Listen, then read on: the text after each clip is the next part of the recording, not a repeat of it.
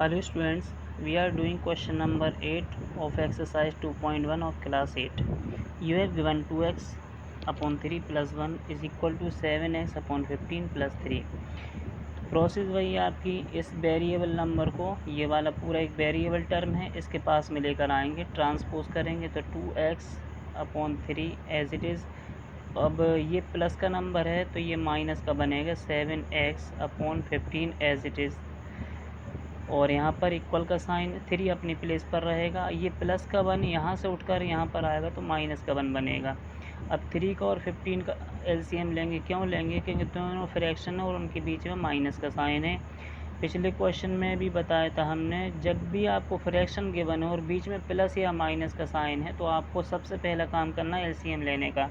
तो एलसीएम कहते हैं किसको हैं? एलसीएम कहते हैं लीस्ट कॉमन मल्टीपल्स या फिर लोएस्ट कॉमन मल्टीपल्स, यानी 3 और 15 की टेबल में वो कौन सा नंबर आएगा जो दोनों टेबल में सबसे पहले मिलेगा, कॉमन मिलेगा। तो 3 की टेबल 3, 6, 9, 12, 15 और 15 की टेबल में भी सबसे पहले आपको क्या मिलेगा? 15 ही मिलेगा। तो यहाँ पर ये नंबर कॉमन है तो 3 और 15 का एलसीएम क्या कहलाएगा? 15। तो एक लाइन ड्रॉ करके पहले हमें एलसीएम लिखना होगा 15।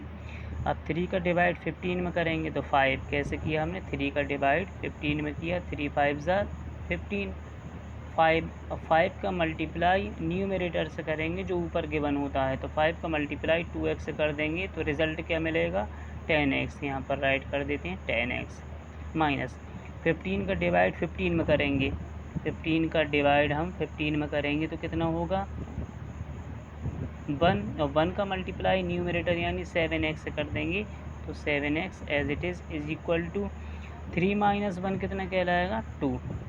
अब सॉल्व करेंगे 10x में से 7x को सब्ट्रैक्ट करेंगे, लाइक टर्म है तो ये बचेगा आपका 3x इज़ इक्वल टू 2 और ये 15 चला जाएगा, डिवाइड में है अभी। डिवाइड मीन्स ये न्यूमरेटर होता है और ये डेनोमिनेटर होता है, तो डेनोमिनेटर मीन्स डिवाइड में है अभी, तो ये कहाँ पर जाएगा? मल्टीप्लाई में 2 के साथ में। तो अब ये बनेगा 3x is equal to 30। So x is equal to 30 upon 3। तो x की वैल्यू हमें कितनी मिलेगी? 10। ठीक है ना। इसको हम चेक भी कर लेते हैं वन टाइम। चेक करने के लिए आपको क्या करना होगा? 2 चेक लिखेंगे, 2 चेक। तो क्वेश्चन आपको गिवन था 2x अपॉन 3। x की वैल्यू कितनी फाइंड की आपने? 10। तो 2 इंटू 10 अपॉन 3 और प्लस में क्या था? 1। क्वेश्चन देखते जाना। और 7x तो 7 इंटू 10 अपॉन में कितना मिलेगा? 15 और प्लस का 3 एज इट इज़। ये हमने क्वेश्चन राइट कर दिया। अब इसके बाद में सॉल्व कर लेते हैं। 10 का और 2 का मल्टीप्लाई करेंगे तो 20 अपॉन में क्या है? 3 और प्लस का 1, तो नीचे 1 ले लेते हैं और इसको हम कट कर सकते हैं। 5 3 ज़ार 15, 5 2 ज़ार 10, तो 7 2 ज़ार 14, 14 अपॉन 3 और प्लस 3 अपॉन कितना कर देंगे? 1। प्रोसेस वही रहेगी। फ्रैक्शन आ जाती है, फ्रैक्शन आती है तो आपको एलसीएम लेना पड़ेगा। 3 का और 1 का एलसीएम क्या होगा? 3। 3 का डिवाइड 3 में करेंगे 1, उसका मल्टीप्लाई 20 से कर देंगे तो 21 ज़ार 20। 1 का डिवाइड 3 में करेंगे तो 3, 3 का मल्टीप्लाई 1 से करेंगे 3 1 ज़ार 3।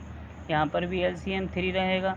3 का 3 में डिवाइड करेंगे 1, उसका 1 का मल्टीप्लाई 14 से कर देंगे, 14 1 ज़ार 14। 1 का डिवाइड 3 में करेंगे 3 और 3 का मल्टीप्लाई 3 से करेंगे तो 9। 20 और 3 मिलकर कितना हो रहा है? 23 अपॉन 3 इज़ इक्वल टू 14 और 9 मिलकर भी कितना हो रहा है? 23 अपॉन 3। तो LHS किसके बराबर हो जाता है? RHS के। ठीक है ना। आपका ये क्वेश्चन हमने चेक भी कर दिया है और यहाँ पर अच्छे से सॉल्व करना, आप LCM अच्छे से लेना और जिन नंबर का हम LCM लेते हैं उन्हीं नंबर से डिवाइड करती हैं LCM को और जो रिज़ल्ट मिलता है उसका मल्टीप्लाई न्यूमरेटर से कर देते हैं। तो क्वेश्चन नंबर 8 भी हमने कंप्लीट कर लिया है। Now question number 9, 2 by plus 5/3 is equal to 26/3 minus y। Process वही रहेगा। 2y as it is right करेंगे, इस माइनस y को उठाकर हम LHS की तरफ लाएंगे तो ये प्लस का y बनेगा। 26/3 एज इट इज़ रहेगा। इस 5/3 को प्लस का है ये साइन तो ये माइनस का 5/3 बनेगा। 2y प्लस 1y मिलकर कितना हो जाता है 3y इज इक्वल टू, और 3 और 3 का एलसीएम रहेगा 3 1 ज़ार 3, 1 का मल्टीप्लाई 26 से कर देंगे, माइनस 3 1 ज़ार 3, 1 का मल्टीप्लाई 5 से कर देंगे। तो 3y इज़ इक्वल टू 26 में से 5 सब्ट्रैक्ट करेंगे तो बचेगा 21 अपॉन में 3। सो 3y इज़ इक्वल टू, ये कट हो रहे हैं 7, सो y इज़ इक्वल टू 7, और ये 3 मल्टीप्लाई में है तो कहाँ पहुँचेगा डिवाइड में। तो y की आपको वैल्यू कितनी मिल जाती है 7/3। अब इसको चेक कर लेंगे, टू चेक 2y, तो 2 एज इट इज़, y की वैल्यू लिखेंगे हम 7/3। मल्टीप्लाई का साइन क्यों लिया, क्योंकि 2 और y के बीच में आपको कोई भी साइन शो नहीं हो रहा, इनका मतलब होता है मल्टीप्लाई होना। फिर प्लस का साइन एज इट इज़, और 5/3 एज इट इज़, इक्वल का sign as it is, 26/3 as it is, minus ये y की वैल्यू हम पुट करेंगे अब 7/3, तो 7/3 एज इट इज़। सॉल्व करते हैं, इसके नीचे कुछ नहीं है तो 1 ले लेते हैं, 7 2 ज़ार 14, 3 1 ज़ार 3 प्लस 5/3 इज़ इक्वल टू, दोनों के एलसीएम लेंगे 3, और जब एलसीएम आपका मतलब नीचे सेम नंबर होते हैं तो डायरेक्ट भी आप लिख सकते हैं 26 माइनस 7। यहाँ पर जैसा हम करते हैं वैसे कर सकते हैं, 3 1 ज़ार 3, 1 का मल्टीप्लाई 26 में किया, 3 1 ज़ार 3, 1 का मल्टीप्लाई 7 से किया। एज इट इज़ यहाँ पर होगा 3 एलसीएम और 14 प्लस हो जाएगा 5, तो ये बचा 19/3, और ये भी होगा 19/3 is equal to 19/3। So LHS is equal to RHS। Question number 9 भी हमने कर दिया है complete. Now question number 10, 3m is equal to 5m minus 8/5। 3m as it is, 5m को ट्रांसपोज करेंगे माइनस 5m, और ये माइनस का 8/5 एज इट इज़। स्टूडेंट्स यहाँ मिस्टेक कर देते हैं, 8/5 को पॉजिटिव बना देते हैं। पॉजिटिव जब बनेगा जो अब अपनी प्लेस चेंज करेगा और साइड भी अपनी चेंज करेगा। जैसे यहाँ पर RHS में है तो अगर LHS में जाता तो फिर अपना साइन चेंज करता। तो 3m और 5m में हम ये देखेंगे बड़ा नंबर कौन सा है, 5m बड़ा है, और 5m किसका है, माइनस का है, और 2m किसका है, प्लस का है। तो हम सब्ट्रैक्शन करेंगे तो हमें मिलेगा माइनस का 3m, सॉरी यहाँ पर 3m है तो ये मिलेगा आपको माइनस का 2m, तो माइनस 2m यहाँ पर राइट करेंगे, और माइनस का 8/5 एज इट इज़। अब माइनस से माइनस कर देंगे हम cut, so m is equal to 8/5।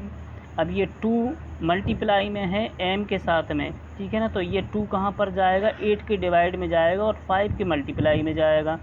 So m is equal to 8 कितना बनेगा 10, यहाँ पर कट कर देंगे, बोथ आर डिविजिबल बाय 2, 2 4 ज़ार 8, 2 5 ज़ार 10।